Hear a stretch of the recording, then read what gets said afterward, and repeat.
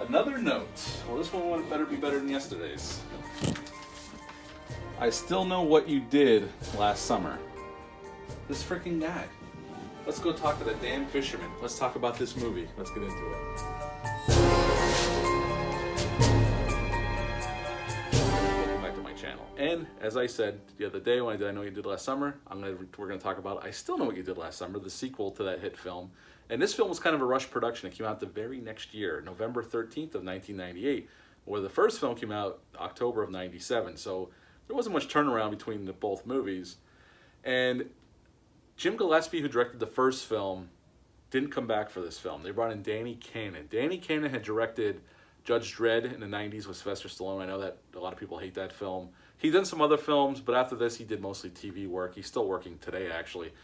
Kevin Williamson didn't come back to write the script either. They weren't going to wait on him. He was busy with Dawson's Creek, The Faculty. He was writing that at the time, and that movie was in production around that time. He had her hand in writing Halloween H2O, which came out around this time, and he was getting ready to direct his first film, Teaching Mrs. Tingle. So he was busy, so they brought in different writers, and I'll say up front, it shows. It definitely shows, but we'll get into that a little bit.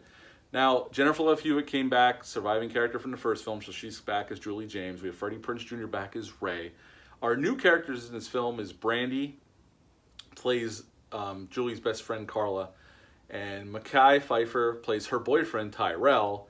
And a new actor and a new addition to the cast was Matthew Settle plays Will Benson, and he's kind of their friend at college who's kind of geeky, but he has a crush on Julie. And we also have the great Jeffrey Combs in this film as the hotel manager. We'll get into why he's the hotel manager, because that's a big plot point of this film. And in this film, we see Ray and Julie are still together, but they're having issues. Julie does not want to go home. Ray asked her to come home for the 4th of July celebration, but she does not want to go home because she's still thinking about what happened to her the year before. She's still thinking about Ben Willis and the Killer Fisherman. So she doesn't want to go home. She wants Ray to come to him. And I got to be honest, in the beginning of this movie, Freddie Prinze Jr.'s character Ray is kind of a dick to Julie. He's not very understanding compared to the first film.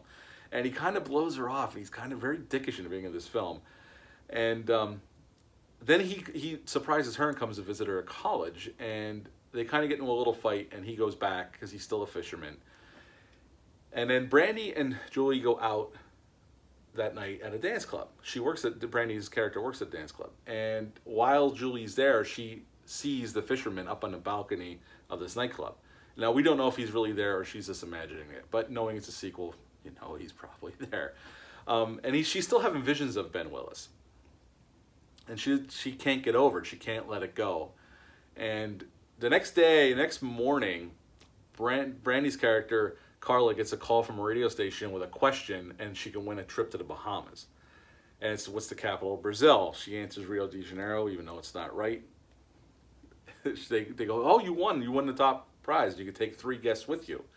Well, she wants to take her boyfriend Tyrell, Julie, and whoever Julie wants to take. Well, Julie tries to get Ray to go, and Ray acts like he's busy with fishing and he can't go. So they end up taking Will with them to this island. And when they get there, we meet Jeffrey Combs' character. He is the resort manager, and we find out they won this free trip, but it's the island's winter season, so they expect a lot of rain, and they have limited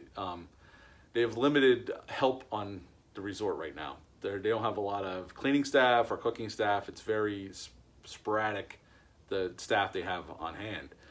And this is where we meet Jack Black in an uncredited role as the dreadlock-wearing stoner pool boy. And he does not fit in this movie whatsoever. I gotta be honest. And he's trying to be funny. He's just not. So that's one of the drawbacks of this film. I normally like Jack Black in most things, and this movie is not one of them. He's not very good at all. But he's not the only thing that's not good about this film. Jeffrey Combs is great as the kind of the prickish hotel manager.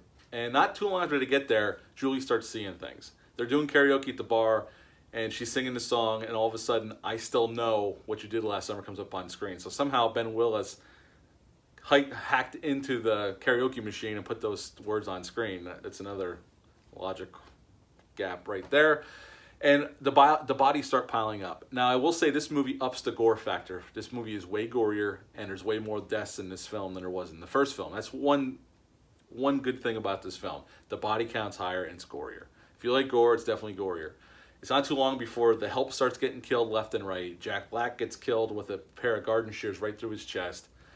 But nobody believes Julie at first because nobody's seen anything. So Tyrell and even Carla don't believe her. Will kind of believes her only because he likes Julie, but nobody really believes her until they all start, as right around the same time in the movie, about 3/4 of the way through, everybody starts finding bodies and they realize they're in danger.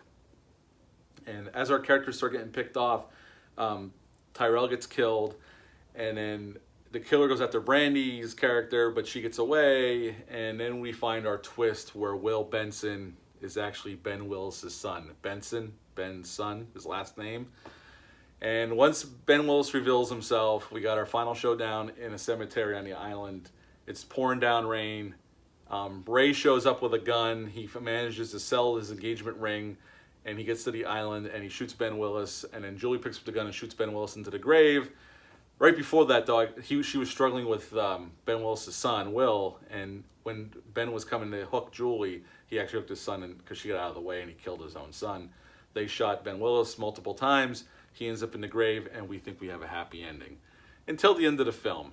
Ray and Julie are living together now, and all of a sudden, at the end of the film, Julie's sitting on the bed, and underneath the bed is the fisherman. He grabs and pulls underneath, and that is the end of I Still Know What You Did Last Summer.